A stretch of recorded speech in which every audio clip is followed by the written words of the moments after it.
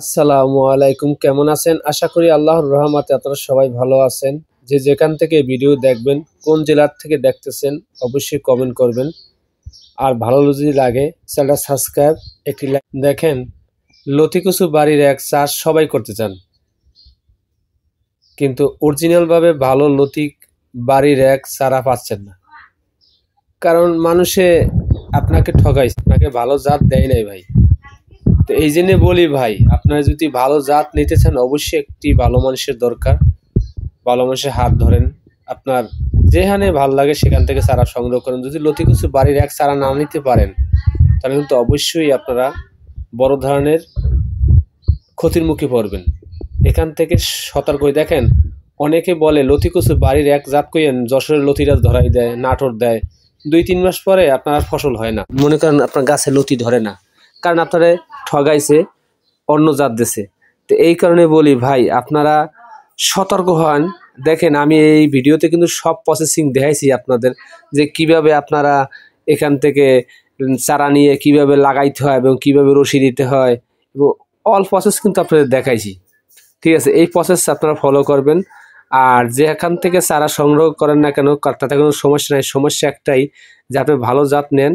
অবশ্যই দেখেন, আড়ানা 50 পয়সা বেশি হইলেও আপনি ভালো জাত সংগ্রহ করেন, যাতে আপনার উপকার হবে, ভালো হবে। দেখেন, আপনি এক জায়গায় 20,000 টাকা খরচা করলেন, যদি আপনার ফসল না হয় তখন 20,000 টাকা ভাই, ওখানে কিন্তু আপনি মাইর খাবেন, বড় ধরনের মাইর খাবেন।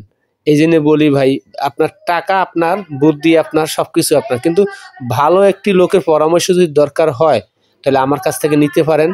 দেখেন, আমি যে ভালো মানুষ তা না, আমার কথা হইলো যে আমার কাজে আপনার উপকার হয়, আলহামদুলিল্লাহ। এই কারণে বলি ভাই, আমি ভালো মানুষ না, আমি একজন পাপী বান্দা, নিকৃষ্ট বান্দা জমিনের উপরে। তা আমার জন্য সবসময় আপনারা দোয়া করবেন, যেন আমি ভালো পরামর্শ মানুষকে দিয়ে দিতে পারি। দেখেন, টাকা পয়সা, ধন দৌলত কখনো কবরে যাবে না, এবং কখনো সঙ্গের সাথী হবে না। সঙ্গের সাথী হবে শুধু আমল, আমি কি আমল করছি। তো এই কারণে বলি ভাই, আপনারা যারা আমার কাছ থেকে চারা নিতে চান, আগ্রহীত, তো নিতে পারেন।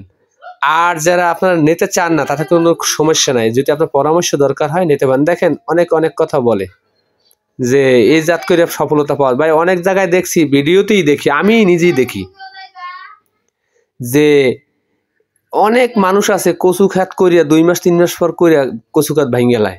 ভাই, ভাঙবে না, কি করবে? তারা তো অরিজিনাল ভাবে ভালো জাত নেন। দেখেন, একটা লতি কচুর চাষ যদি করেন, আপনার বাড়ির লতিটা এক হয়, আপনি কম হলে 1 বছর ফসল খাইতে পারবেন, একবারে কম হলে 1 বছর ফসল খাইতে পারবেন।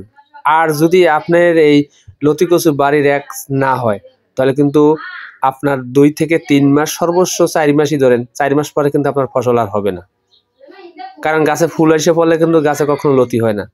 আবার অনেক ভাই প্রশ্ন করেন, ভাই আমার এই যে একটা নমুনা, এই যেটা আপনি ভাই, আপনি যে জাতি সংগ্রহ করেন না কেন, অবশ্যই দীর্ঘস্থায়ী ফসল হতে হবে, তাহলে আপনি লাভবান হইতে পারেন। দেখেন, একটা জমিন, 1 বিঘা জমিন যদি আপনি চাষ করেন, 1 বিঘা জমিন যদি আপনি চাষ করেন, যদি টাকা পয়সা খরচা করে যদি ফলন না হয়, ভাই টাকা কামাইতে কিন্তু অনেক কষ্ট, ভাঙতে কিন্তু 2 মিনিটও লাগে না। ঠিক আছে, এই মাথায় যদি এগুলো রাখেন, লাগাইছেন, ক্ষেত হয় না, পরে আমার এই ভিডিও পড়াইছে, পরে এই ভিডিওটাই আপনাদের মাঝে আমি তুলে ধরলাম। দেখেন, এটা আবার কোন জাত।